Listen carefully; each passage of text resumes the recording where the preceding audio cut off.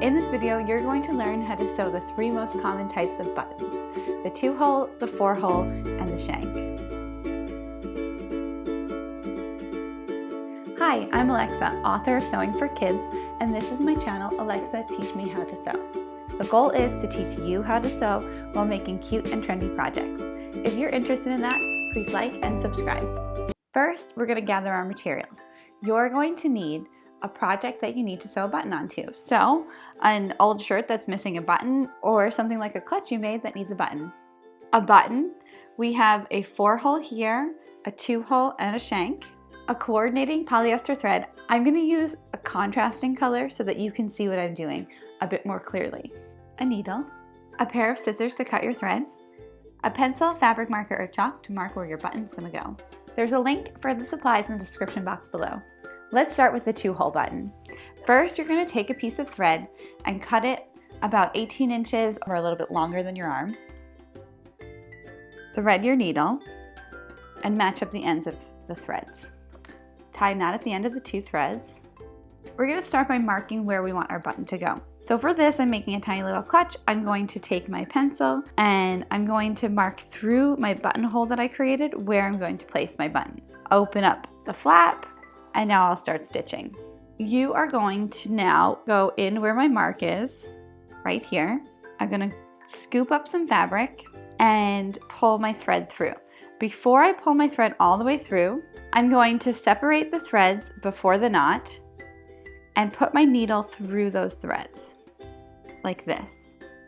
When I pull tight, my thread will be caught on itself.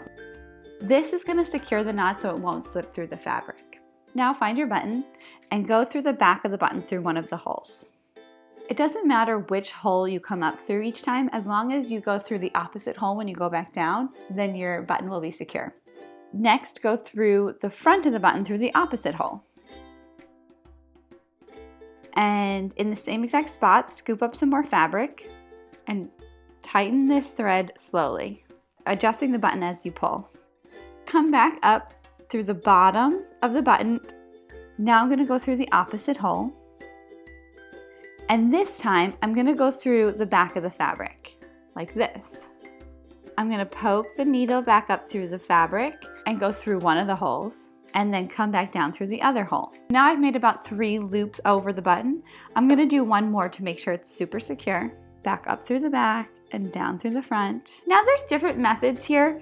You can tie a knot on the back here, but a more common way of doing this is to come up through the fabric, between the fabric and the button, wrap your thread around twice, once, twice. Open up the fabric and the button like this, so you can see the thread here, and catch your thread and tie a knot like this.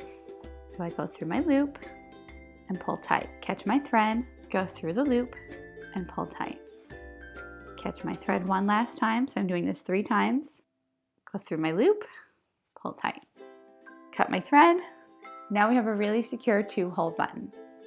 Next, let's do the 4-hole button. You're going to need the same supplies.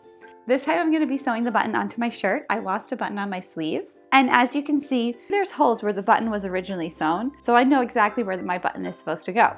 Start by taking my thread, cutting it the length of my arm, thread my needle, match the ends, and tie a knot. I'm going to put my thread through the original holes that were there. And again, before I pull the thread all the way through to the knot, I'm going to separate the 2 threads before the knot and put my needle in between them, securing my knot. Same concept with the 2-hole button. You're going to come up from the back side of one of the holes. Instead of going to the holes next to the hole that my thread's coming through, I'm going to go into the hole opposite. And then I came through the back of the fabric, come up through the back through another hole that hasn't been sewn yet, and go to the opposite hole of that one. Now I'm going to repeat this 2 more times for each hole. So up through the back, down through the front. Now I'm going to go to the opposite ones, up through the back, down through the front. That was 2 times each. Let's do 1 more each. And one last one. Or we're going to come up through the back, in between the button and the fabric, Wrap the thread around the button 2 to 3 times and catch the thread and tie a knot 3 times. So I've caught the thread and I go through the loop. Cut my thread, and that's how you do a 4-hole button. Lastly, we're going to learn how to sew on a shank button. A shank is one that has a hidden hole on the back, and it's just 1 hole. So start again by cutting your thread and threading your needle, matching the ends, tying them together. For this, I'm doing a mini clutch, so I'm going to fold over my flap. I'm going to take my pencil and mark where I want the button to go through my buttonhole. It's hard to see, but it's right here. I take my threaded needle and I pick up a bit of fabric where that X is. And again, before pulling it all the way through, I separate my 2 threads and go between them before the knot, securing my knot.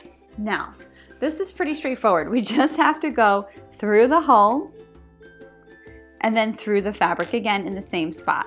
Go through the buttonhole again, go through the fabric again.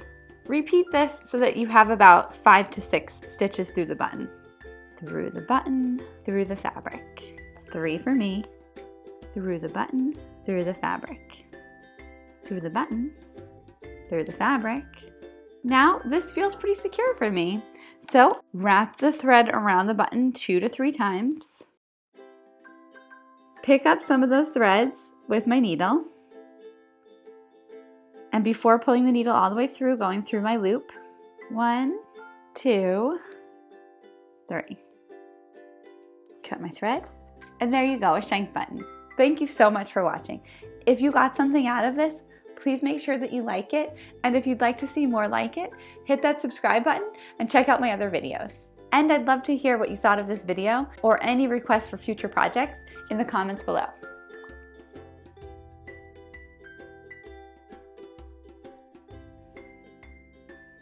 I lost my button. Okay, here it is.